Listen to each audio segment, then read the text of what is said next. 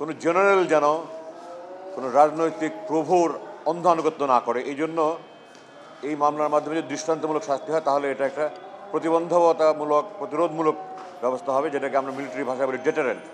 আমি ভবিষ্যতে যেন এই ধরনের আর কোনো রকমের বাংলাদেশে এরকম দুর্দিন না আসে, ফ্যাসিবাদী কায়দাকে শাসন না করে, কোনো জেনারেল অন্ধ আনুগত্য করে মানুষের জুলুম নির্যাতন না করে, গুম খুন না করে, এটার একটা দৃষ্টান্তমূলক শাস্তি হলে ভবিষ্যতে এই ধরনের আর কেউ করার ধৃষ্টতা দেখাবে না। এই উদ্দেশ্যে আমি করেছি, দেশের জন্য, দেশের ভবিষ্যতের কথা, কল্যাণের কথা চিন্তা করে আমি মামলা করেছি।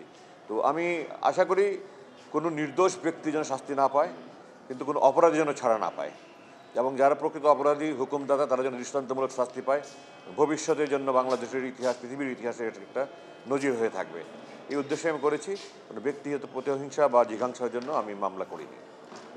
সুতরাং সেই হিসাবে আমার অত্যন্ত আনন্দিত হওয়া বা উদ্বেলিত হওয়ার কোনো কিছু নেই আমি মনে করি। কারণ আমি যে লাস্ট ডিজি ছিল লাস্ট সরকারের সময়, তারপরে এসেছিল মেজর জেনারেল ফয়েজ, যে পরবর্তীতে বদলি হয়ে চলে গেছে পদোন্নতি পেয়ে। এরপরে এখন যিনি আছে জেনারেল জাহাঙ্গীর, তার সাথে কয়েকবারই কথা হয়েছে। আমি বলেছি যে ডিজিএফআইকে ডিপলিটিসাইজ করো। ডিজিএফআইয়ের কাজ মূলত অভ্যন্তরীণ রাজনীতিতে হস্তক্ষেপ করা নয়, এটা মূলত আমরা ট্রান্সফ্রন্টিয়ার ইন্টেলিজেন্স বলি।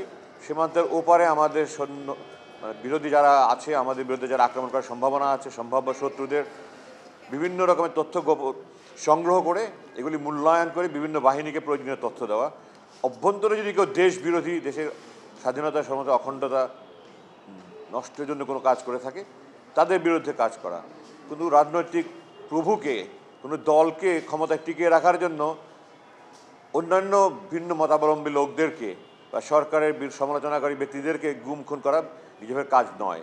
এটা রাজনৈতিক ব্যাপার। আমি তাদেরকে বলেছি যে ডিজিএফআইকে ডিপলিটিসাইজ করো। আমাকে বলেছে স্যার, আমি কাজ করছি। আমি আশা করছি যে এই সরকার তাদেরকে সেই অনুযায়ী দিক নির্দেশনা দেবে, এবং যারা এখন ডিজিএফআই দায়িত্বে আছে এবং তাদের সিদ্ধান্ত গ্রহণের যাদের ক্ষমতা আছে তারা সেই অনুযায়ী ব্যবস্থা নেবে বলে আমি আশা করি।